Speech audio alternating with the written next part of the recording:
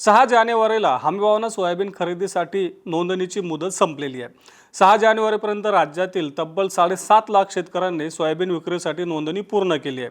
पण त्यापैकी केवळ 2 लाख शेतकऱ्यांचं सोयाबीन आतापर्यंत खरेदी झालेलं आहे। म्हणजेच केवळ 27% शेतकऱ्यांचं सोयाबीन खरेदी झालं आणि 73% शेतकरी नोंदणी केलेले 73% शेतकरी अजूनही सोयाबीन खरेदीची वाट पाहत आहेत।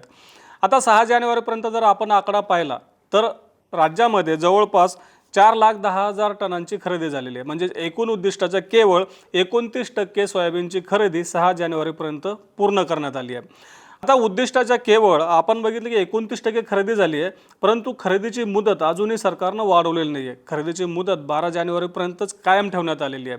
मग आता उरलेल्या पुढच्या 6-7 दिवसांमध्ये खरेदीचं उद्दिष्ट पूर्ण होईल का याविषयी मोठी शंका आहे आणि सरकार खरेदीसाठी मुदतवाढ देईल का याबाबत अजूनही निश्चितता नाही आहे।